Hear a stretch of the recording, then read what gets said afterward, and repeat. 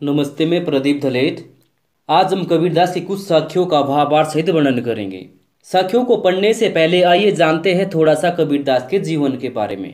भक्तिकालीन निर्गुण परंपरा के प्रसिद्ध कवि कबीरदास जी का जन्म काशी में सन 1398 ईस्वी को हुआ था और उनकी मृत्यु सन 1518 ईस्वी के आसपास मगहर में हुई थी। कबीरदास जी की वाणी को साखी, सवद और रमणी नाम से 3 भाग में धर्मदास ने संकलित की है। कबीरदास अत्यंत उद्धार, निर्भय तथा सदग्रस्त संत थे। वह राम और रहीम की एकता में विश्वास रखते थे। उन्होंने ईश्वर के नाम पर चलने वाले हर तरह के पाखंड, भेदभाव और कर्मकांडों का खंडन किया है।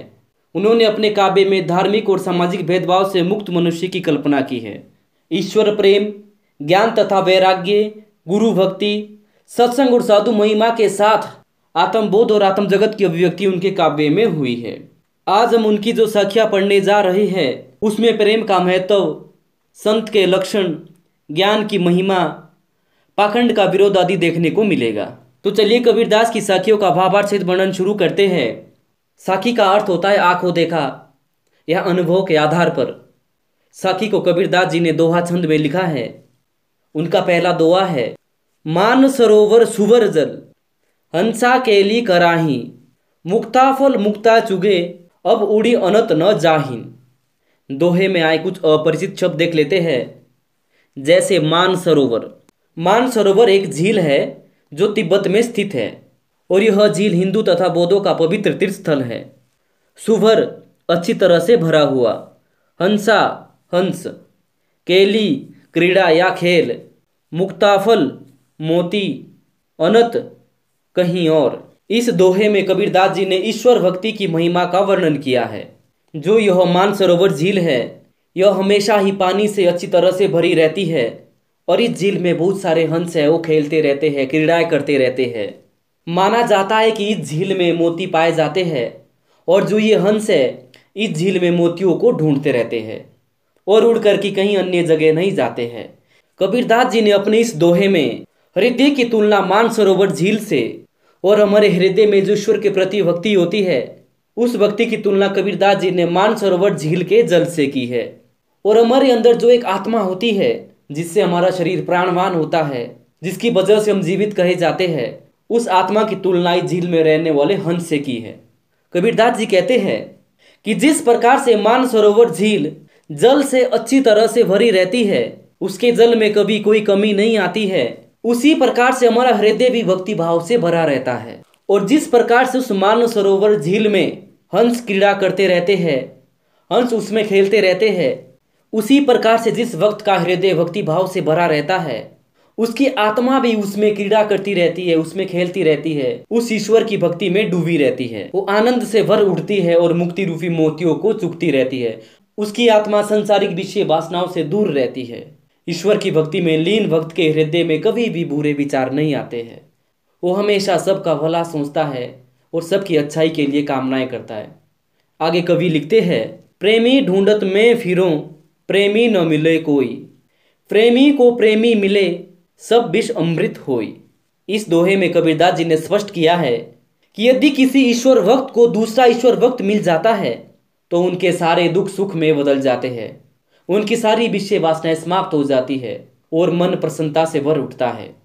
कबीरदास जी कहते हैं कि मैं ईश्वर से प्रेम करने वाला किसी अपनी तरह दूसरे व्यक्ति को ढूंढ रहा हूँ, प्रेमी न मिले कोई। लेकिन इस संसार में मुझे ईश्वर से प्रेम करने वाला कोई अन्य व्यक्ति नहीं मिल रहा है। प्रेमी को प्रेमी मिले, सब विष अमृत होई। कबीरदास जी कहते हैं कि यदि किसी ईश्वर भक्त को दूसरा ईश्वर भक्त मिल जाता है तो उसके लिए संसार की सभी विषय वासनाएं समाप्त हो जाती है और उनका विषय वासना रूपी विष अमृत में बदल जाता है। आगे कवि लिखते हैं, हस्ती चढ़िए ज्ञान को सहज दुलीचा डारी, स्वान रूप संसार है भूकन दे जख मारी। दोहे में आए कुछ अपरिचित शब्द देख लेते हैं। जैसे हस्ती अर्थात हाथी, दुलीचा गलीचा या छोटा आसन, स्वान कुत्ता, भूकन भोंकना, जख समय बर्बाद करना। इस दोहे में कबीरदास जी ने स्पष्ट किया है कि हमें संसार की परवाह किए बिना भक्ति मार्ग पर आगे बढ़ते रहना चाहिए। हस्ती चढ़िए ज्ञान को सहज दुलीचा डारी। कबीरदास जी कहते हैं कि हे मनुष्य, आप ज्ञान रूपी हाथी पर छोटा सा आसन डाल करके बैठ जाओ और निरंतर भक्ति मार्ग में आगे बढ़ते रहो, बढ़ते रहो। यदि आपके इस कार्य में दुनिया वाले बाधा उत्पन्न करते हैं तो आपने उन बाधाओं से डरना नहीं है, पीछे नहीं हटना है। स्वान रूप संसार है, अर्थात जो ये संसार है ये तो कुत्ते की तरह है। जिस प्रकार से किसी के गली में आने जाने से कुत्ता व्यर्थ में भोंकता रहता है, उसी प्रकार से ये संसार है। यदि आपके कार्य पे बाधा उत्पन्न करता है तो आप उन बाधाओं की ओर ध्यान न दें और आगे बढ़ते रहे। भूकंदे जखमारी, ये तो उसी तरह से अपना समय बर्बाद करते रहेंगे जिस प्रकार से कुत्ता गली में आने जाने वाले लोगों पे भौंकता रहता है और अपना समय बर्बाद करता रहता है। ये लोग आपका कुछ नहीं बिगाड़ पाएंगे। आप अपने भक्ति रूपी मार्ग में आगे बढ़ते रहो, आप इनकी परवाह न करो। आगे कबीरदास जी लिखते हैं, पखा पखी के कारणे सब जग रहा भूलान, निरपक होई के हरि भजे सो ही संत सुजान। दोहे में आए कुछ अपरिचित शब्द देख लेते हैं, जैसे पखा पखी पक्ष विपक्ष, कारणे कारण, जग संसार, निरपक निष्पक्ष, सुजान चतुर या ज्ञानी। इस दोहे में कबीरदास जी ने स्पष्ट किया है कि हमें आपसे लड़ाई झगड़े से दूर रहना चाहिए और ईश्वर भक्ति में लीन होना चाहिए। कबीरदास जी कहते हैं, जो यह संसार है अर्थात जो इस संसार में रहने वाले मनुष्य है वो आपस में लड़ते झगड़ते रहते हैं, पक्ष विपक्ष करते रहते हैं। वो पक्ष विपक्ष के झगड़े में पड़ करके ईश्वर को भूलते जा रहे हैं, जो उचित नहीं है। आज के मनुष्य के लिए तो तेरे मेरे का भाव ही प्रमुख है, उनके लिए ईश्वर कोई मायने नहीं रखता है। निरपक्ष होई के हरि भजे सो ही संत सुजान। कबीरदास जी कहते कि जो निष्पक्ष होकर ईश्वर का स्मरण करता है वो ही वास्तव में सच्चा ज्ञानी होता है। कबीरदास जी के कहने का अभिप्राय है कि ये संसार तो यहीं रह जाना है। जब मनुष्य की मृत्यु हो जाएंगी, जब वो वापस ईश्वर के पास चला जाएगा तो उसके साथ उसकी भक्ति और उसके सत्कर्म जाएंगे। आगे कबीरदास जी लिखते हैं, हिंदू मुआ राम कही मुसलमान खुदाई, कहे कबीर सो जीवता जो दूहों के निकटी न जाई। दोहे में आए कुछ अपरिचित शब्द देख लेते हैं, मुआ मर जाना, खुदाई ईश्वर, जीवता जीवित, दूहों दोनों, निकटी पास। इस दोहे में कबीरदास जी ने स्पष्ट किया है, मनुष्य परमात्मा के रहस्य को जाने बिना ही धर्मों के बंधन में पड़ गया है। हिंदू मुआ राम कही मुसलमान खुदाई। कबीरदास जी कहते कि हिंदू और मुसलमान ईश्वर के वास्तविक सच को पहचान नहीं पाए हैं। हिंदू राम नाम रट करके मर मिटा और मुसलमान अल्लाह अल्लाह अल्लाह अल्लाह करके डूब मरा। कबीरदास जी कहते कि मैं तो इस संसार में उसी व्यक्ति को वास्तव में जीवित मानूंगा जो इन दोनों के फैलाए धोखे के जाल में नहीं फंसता, जो यह समझता है कि प्रत्येक प्राणी के हृदय में बसने वाला चेतन ही राम और अल्लाह है, अर्थात जो सार्वभौमिक सत्य को समझता है वो ही मेरी नजरों में जीवित है। आगे कबीरदास जी कहते हैं, काबा फिरी काशी भया राम ही भया रहीम, मोट चून मैदा भया बैठी कबीरा जीम। दोहे में आए कुछ अपरिचित शब्द देख लेते हैं, जैसे काबा, काबा मुसलमानों का पवित्र तीर्थ स्थल है। काशी अर्थात काशी, भया हो गया, मोट मोटा, चून आटा, जीम खाना। इस दोहे में कबीरदास जी ने स्पष्ट किया है कि परमात्मा तो घट घट में समाया हुआ है और यदि आप उसका भक्ति भाव से स्मरण करेंगे तो वो तुम्हें जरूर प्राप्त होगे। कावा फिरी काशी भया राम ही भया रहीम। कबीरदास जी कहते कि चाहे आप मुसलमानों के पवित्र स्थल काबा में जाओ या हिंदुओं के पवित्र स्थल काशी में जाओ, यदि देखा जाए तो दोनों एक ही है, क्योंकि ये दोनों ही पवित्र स्थल है। जितना पवित्र हिंदुओं के लिए काशी है उतना ही पवित्र मुसलमानों के लिए काबा है। इसलिए ये दोनों स्थल, ये पवित्र स्थल है और दोनों एक ही है। उसी प्रकार से आप परमात्मा को चाहे राम के नाम से ढूंढो या रहीम के नाम से, ये दोनों भी एक ही है। इनके नाम अलग अलग हो सकते हैं लेकिन ये दोनों एक है। ईश्वर एक ही है और वो घट घट में समाया हुआ है, उसमें कोई भेद नहीं है। ये तो मनुष्य की अपनी सोच है जो परमात्मा को अलग अलग नाम से ढूंढ रहा है, अलग अलग नाम से उन्हें मानता है। मोट चून मैदा भया। कबीरदास जी कहते कि मोटे आटे का ही तो मैदा बनता है, उन दोनों में कोई मौलिक भेद नहीं है। यदि आप गेहूं को कम पीसेंगे तो ये मोटा आटा हो जाएगा और यदि इसे बारीकी से पीसेंगे तो ये मैदा बन जाएगा, अर्थात दोनों एक ही है। बैठी कबीरा जीम। कबीरदास जी कहते हैं कि आप बैठ करके बिना किसी भेदभाव से इसे खा लो।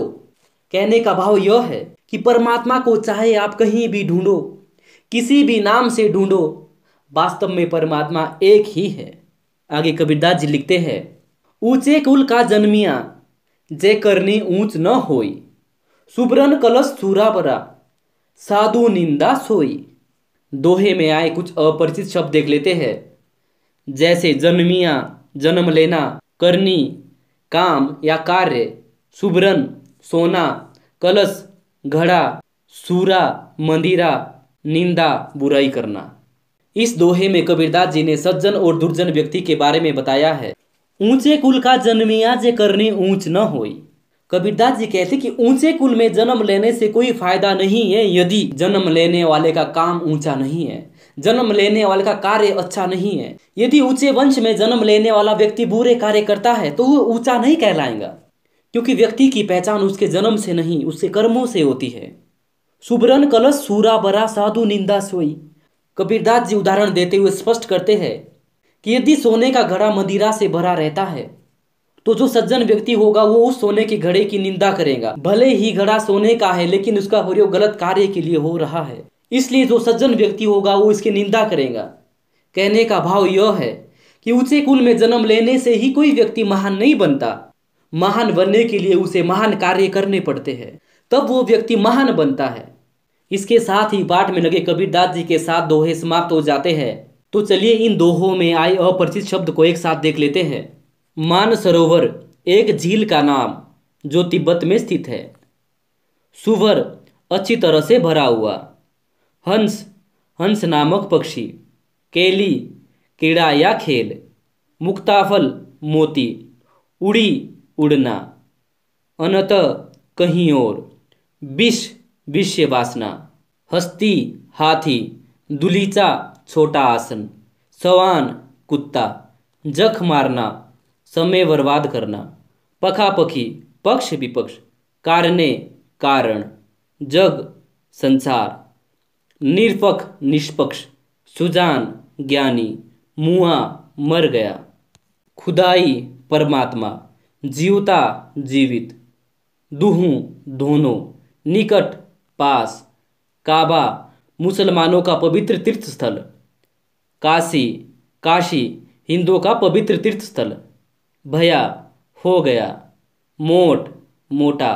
चून आटा। जीम खाना। जन्मिया जन्म लेना। करनी काम। सुवरन सोना। कलश घड़ा। सुरा मंदिरा। साधु सज्जन। तो आज के लिए इतना ही, मिलते हैं अगली वीडियो में, तब तक के लिए धन्यवाद।